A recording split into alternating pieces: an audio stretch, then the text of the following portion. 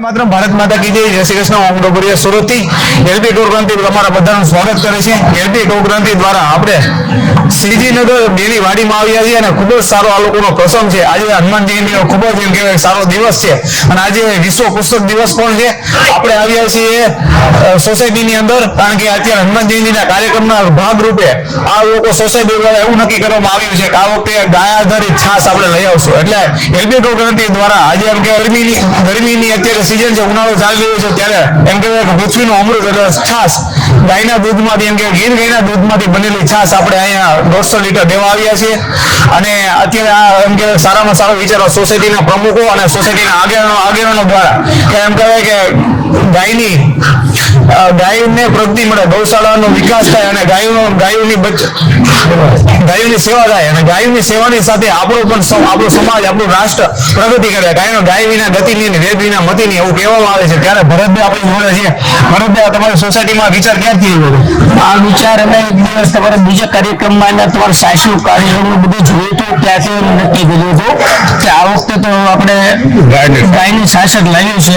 અને અત્યારે હું વર્ષો પછી એમની સમૂહ લાવતા હતા, પણ આ વખતે અમને એમ લાગ્યું નહીં સારું છે, આપણા સ્વાસ્થ્ય માટે સારું રહે એટલા માટે અમે ગાય આધારિત ખેતી કરતા હોય એમાંથી ગાયનું જે છાણ બની અને દૂધ ઉત્પાદન કરી અને છાશ બનાવતા હોય તો નેચરલ છાશ ખાવાનો એમનો હતો. અને એટલે અમે એલબી આપણે તમારી ખૂબ જ ભરતભાઈની વાત સાચી છે. અત્યાર સુધી ડેરીની પ્રોડક્ટ ખાતા હતા.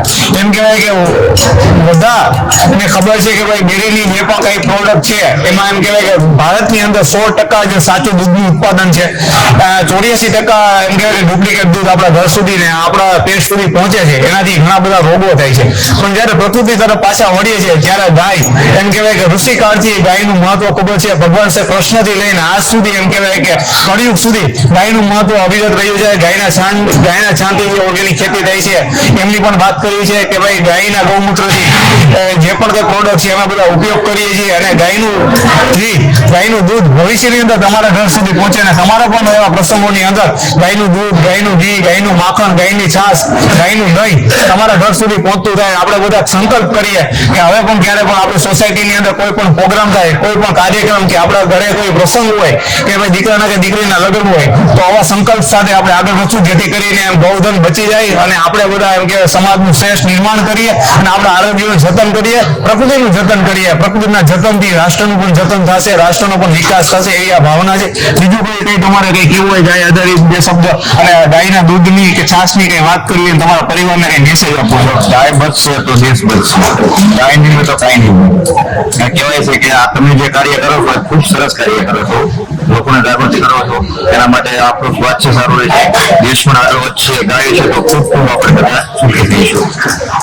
ગાય હશે તો જ આપણું જીવન હશે એવાનું વાતાવરણ કહેવાય કે સર્વ સાર્થક છે. કારણ કે એમ કહેવાય કે ગાયના ગૌમૂત્રથી ખેતીની અંદર ખૂબ જ ફાયદાઓ થાય છે. એમ કહેવાય કે કેટલા પણ એમ કહેવાય કે કીટકો છે આપણા ખેડૂત જે અત્યારે પેસ્ટિસાઇડ દવા છાંટે એની અંદર પણ એમ કહેવાય કે ગાયનું ગૌમૂત્ર છાંટીએ તો એમ કહેવાય ખેતી પણ સમૃદ્ધ થાય છે. ગાયના છાણથી પણ એમ કહેવાય કે ફર્ટિલાઇઝેશન ખેતીની આપણી ધરતીમાં વધે છે.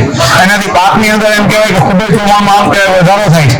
આ બધા કામો આપણે કરવા જોઈએ. આ બધી રીતે ગાયના છાણનો ઉપયોગ કરવો જોઈએ, ગાયના ગૌમૂત્રનો ઉપયોગ કરવો જોઈએ, ગાયના ઘીનો ઉપયોગ કરવો જોઈએ જેથી કરીને આપણું સ્વાસ્થ્ય અને અત્યારે એમ કહેવાય કે ખૂબ જ હૃદય રોગ વધી રહ્યા છે. એમ કહેવાય કે સેકન્ડોમાં આપણે માણસ છે એ કેન્સર એવી કેટલી બધી બીમારીઓથી અત્યારે ગ્રસ્ત છે. ત્યારે આપણે આ બધું વળવું જોઈએ, અવશ્ય વળવું જોઈએ એવી અમારી સૌની આશા છે.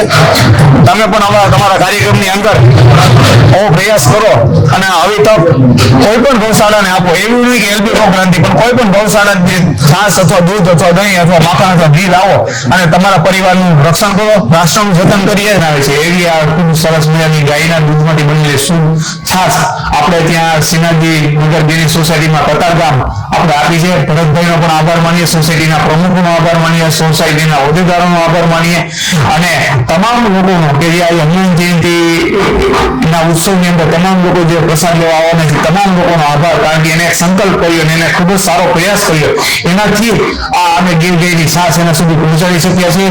તો એલબી ટોર ક્રાંતિ અને ભરતભાઈ અને એમ કે શ્રીજીનગર સોસાયટીના તમામ સભ્યોનો ખૂબ જ આભાર. વંદે માતરમ. ભારત માતા કી જય. જય શ્રી કૃષ્ણ.